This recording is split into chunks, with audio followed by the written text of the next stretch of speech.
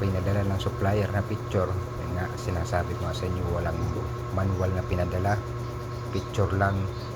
Yung kanyang design sa picture, iba palang sukat nun, kasi ito, ang sukat nito nasa 2 meters. Yung ibang design na pinadalang sukat ay 2.5, kaya yun ang pinaglalaban ng aking boss na mali daw ang symbol ko. Sabi ko, picture lang ang binabasihan ko dito, walang manual, pero na-symbol ko, pero sa aking palagay ay tama to, sa aking pagka-symbol. Yun nga pala ay inamin din ng boss ko na ang pinadala nilang picture ay mali daw. Yung pala ay ibang design at iba din ang sukat nun, iba ang height. Hanggang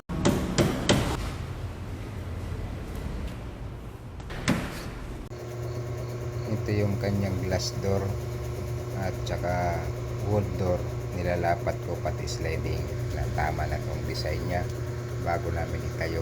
Ngayon lalagay ako ng horizontal na kahoy para doon naman sa left side na kanyang cover. Sa right side ay ikabit ko na yung kanyang cover side at itatayo na namin to. Tara, papatulong tayo sa aming gwardiya sa aming bus na may tayo na to.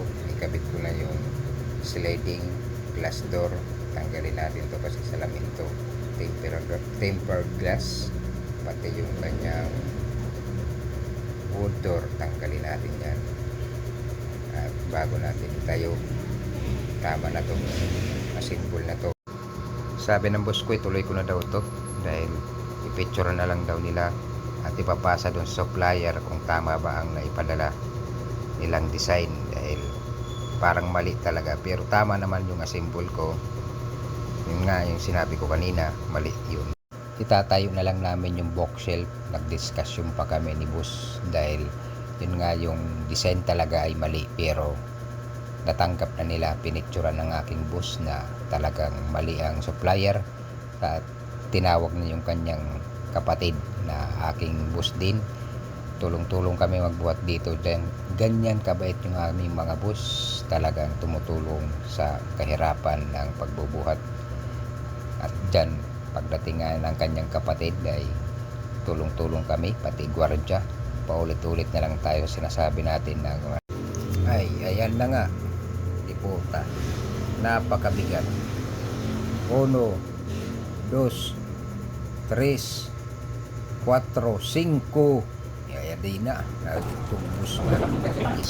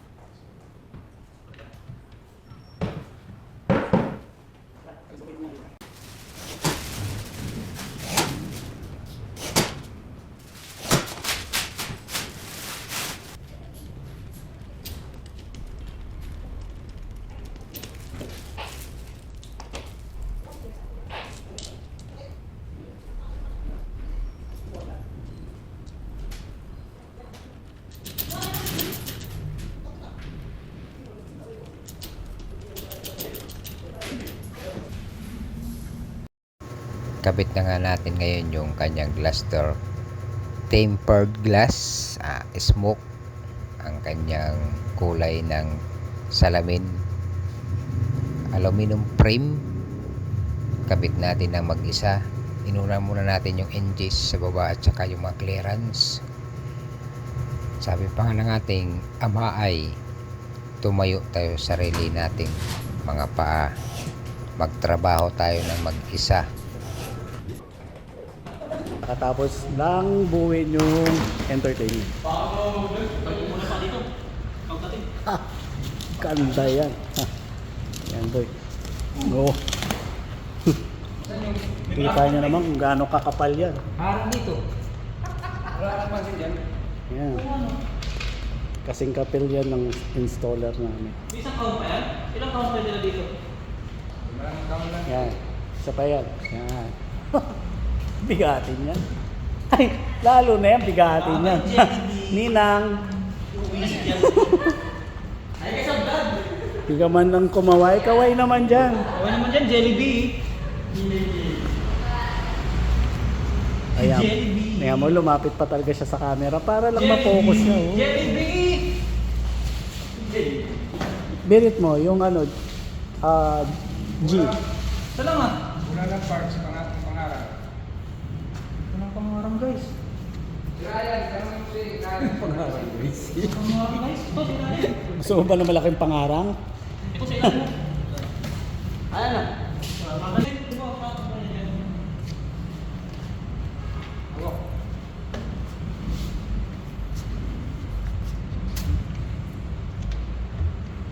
Sakto.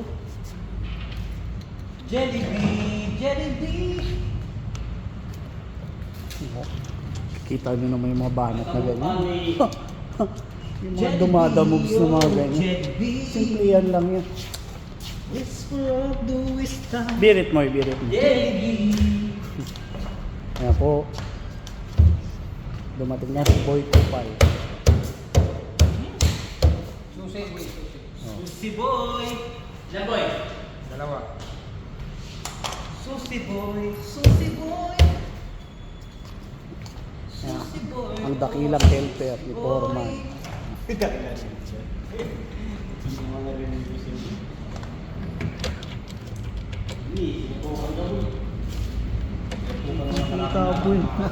Ganyan lang yan. Oh. Konting kembot na lang guys. Kikending na yan. Birit mo ulit. Hindi masunurin. Oh, yan. Oh, para makita naman ang malapitan. Ito po ang ating mga item. Bridge Bumili na po to kayo. lighting. Isang linggo pag-ibig. Isang linggo lang sa Salpak. Sanpak, men! Oo, apat, bigat eh. Yan na po, lalagay na yung pinakamabigat na top. Ha. Tsaka mo, suko. Shoot mo, ikaw mag-shoot ha. Okay.